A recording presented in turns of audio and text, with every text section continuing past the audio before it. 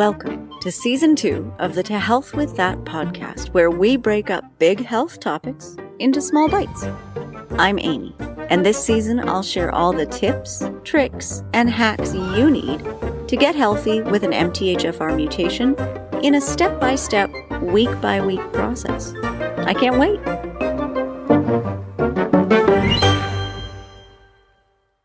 This week, let's talk about MTHFR and one of its common consequences, which is anxiety. MTHFR and anxiety are intimately linked. Mostly, we presume, because your body needs folate to make serotonin, dopamine, epinephrine, and norepinephrine. Those are most of the major neurotransmitters that affect mood and mood disorders, including anxiety and depression.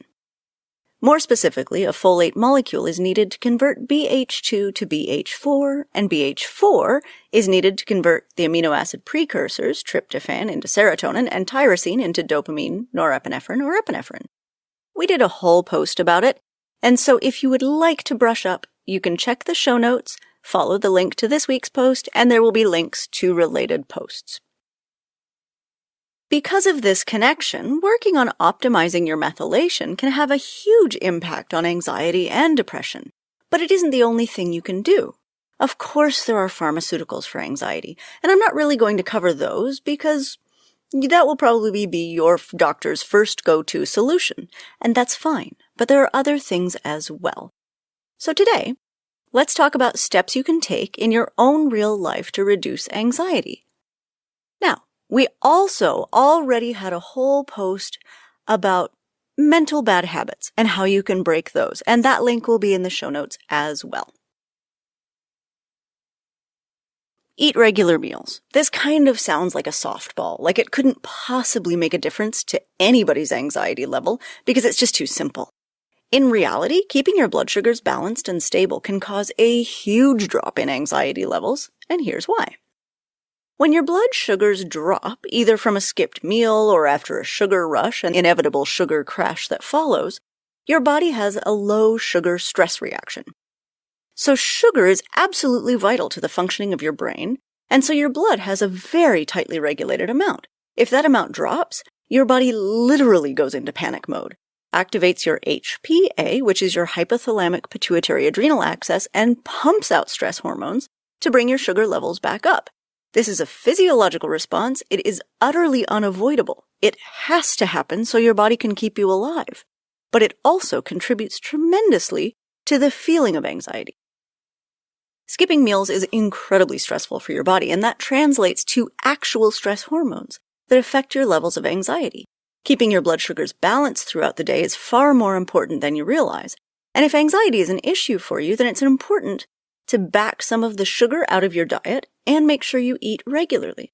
I know plenty of people who run on adrenaline skip meals regularly because they're, quote-unquote, too busy. There's no time when the kids are running around, etc., or when the office is going nuts or there's another crisis at work or whatever. But making time for simple self-care can have a huge impact on how stressed you feel and also on the long-term effects of stress like sleep quality, weight gain, belly weight, and fatigue. Interestingly, blood sugar fluctuations and their corresponding changes in insulin levels are also highly linked to brain fog. It's the number one cause of brain fog. Another thing you can do is clean out your medicine cabinet. So oddly, a number of medications are known to increase anxiety. Some of those are because they have a negative effect on folate status, like birth control pills or methotrexate. Some are because they can cause a caffeine-like reaction or actually contain caffeine. That's like cough and congestion formulas, many pain pills, and also a lot of the over-the-counter cold and flu mixes that are out there. Also, medications for weight loss are well known for causing anxiety, and if your dose of thyroid medication is either too low or too high, it can lead to anxiety. Also, caffeine, not in a pill, just in a cup, right? First, a disclaimer. I am a huge fan of coffee and will never ever ask you to stop drinking it. Nor myself. Having said that, different people have different levels of sensitivity to caffeine, and also women at different stages in their cycle have different sensitivities to caffeine. It can help to experiment with your caffeine intake to see what works best for you. But keep a symptom tracker for a few months and try different caffeine levels. You might be surprised. Also, if you have a time during your cycle, women, that's especially stressful for you or that you notice your anxiety rise, maybe back down on the caffeine during that time of the cycle.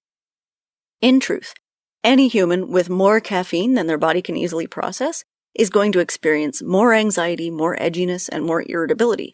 That's just biology. So it can be a good idea to check in with your body every now and then and see if the amount you're getting is okay for you. There's also well-known moderators of anxiety like exercise, yoga, and meditation. I won't belabor the point, but here are a few tips. According to a study published in Psychiatry Research, higher intensity exercises like jogging or fast walking show better results for reducing anxiety than gentle stretching. Yoga shows better effects for anxiety than stretching or resistance training for Parkinson's patients, but that effect may translate out to the general population as well. Mindfulness meditation, as opposed to other forms, has also been well documented to reduce anxiety symptoms. There are also a number of supplements that are helpful for anxiety as well, but we'll cover that in a separate post.